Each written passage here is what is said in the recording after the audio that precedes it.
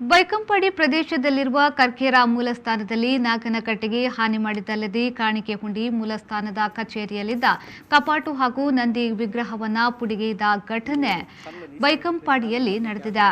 ಇಂದು ಬೆಳಗ್ಗೆ ಕರ್ಕೇರ ಮೂಲಸ್ಥಾನದ ಗುರಿಕಾರರು ಸಂಕ್ರಮಣ ಪೂಜೆಗೆಂದು ನಾಗದೇವರ ಕಟ್ಟೆಯ ಬಳಿ ತೆರಳಿದಾಗ ಈ ಕೃತ್ಯ ನಡೆದಿರುವುದು ಬೆಳಕಿಗೆ ಬಂದಿದೆ. ಈ ಬಗ್ಗೆ ಕರ್ಕೇರ ಮೂಲಸ್ಥಾನದ ಕಿರಣ್ ಕುಮಾರ್ ಅವರು ಹಾನಿಯಾದ ಬಗ್ಗೆ ಮಾಹಿತಿಯನ್ನ ನೀಡಿದ್ರು. ಕರ್ಕೇರ ಮೂಲಸ್ಥಾನ ಬೈಕಂಪಾಡಿಯಲ್ಲಿ ಇಂದು ಬೆಳಿಗ್ಗೆ ನಾವು ಸಂಕ್ರಮಣ ಪೂಜೆಗಂತ ನಮ್ಮ ಗುರುಕಾರನವರು ಬಂದು ನೀವು ಶುದ್ಧ ಮಾಡಲಿಕ್ಕಂತ ಬರುವಾಗ ಇಲ್ಲಿ ನಮ್ಮ ನಾಗನ ಕಲ್ಲನ್ನು ಒಳಗಿಂದ ತೆಗೆದು ಹುರಿದು 2 ಭಾಗ ಮಾಡಿ ಬಿಸಾಡಿದ್ದಾರೆ.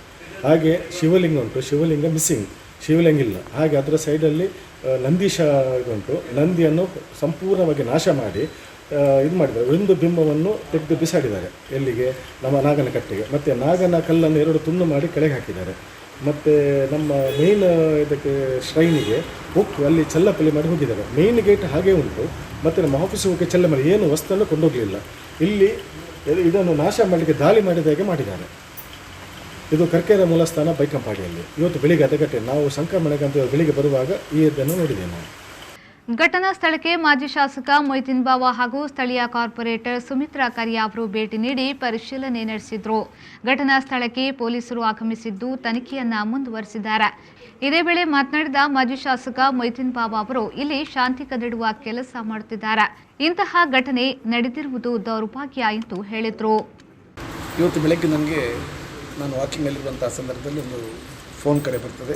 ಹೀಗಾಗಿ ಮೂಲಸ್ಥಾನದ ನಾಗನ ಕಲ್ಲು ಮತ್ತು ಅಲ್ಲಿರುವಂತಹ ಆಫೀಸ್ನ ಒಳಗಡೆ ಇರುವಂತಹ ಕಬಾಟನ್ನು ಮತ್ತು ಕಾಣಿಕೆ ಡಬ್ಬಿಯನ್ನೆಲ್ಲ ಇವತ್ತು ಯಾರ ಕಿಡಿಗೇಡಿಗಳ ಕಳ್ಳರ ಅಥವಾ ಯಾರ ಇವತ್ತು ಈ ಭಾಗದಲ್ಲಿ ಶಾಂತಿಯನ್ನು ಕದಡುವಂತಹ ಪ್ರಯತ್ನವನ್ನು ಮಾಡುವಂತಹ ನಿಟ್ಟಿನಲ್ಲಿ ಈ ಒಂದು ಮೂಲಸ್ಥಾನಕ್ಕೆ ಬಂದು ಮಗುವಿರುವ ಈ ಪವಿತ್ರ ಮೂಲಸ್ಥಾನಕ್ಕೆ ಬಂದು ಕರ್ಕೇರ ಮೂಲಸ್ಥಾನ ಬಂದು ಭಾಳ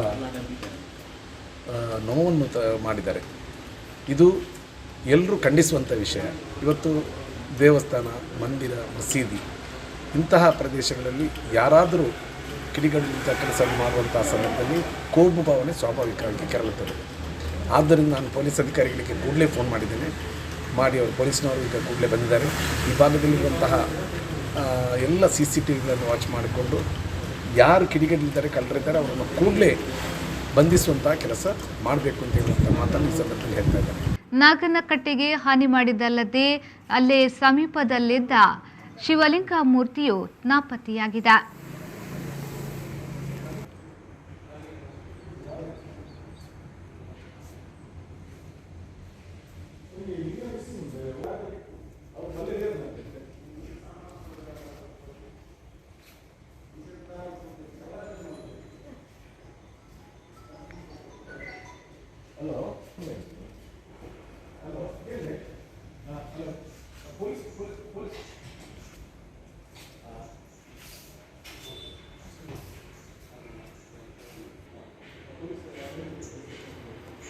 ಮುಂದೆ ಪೂರ ಸುದ್ದಿ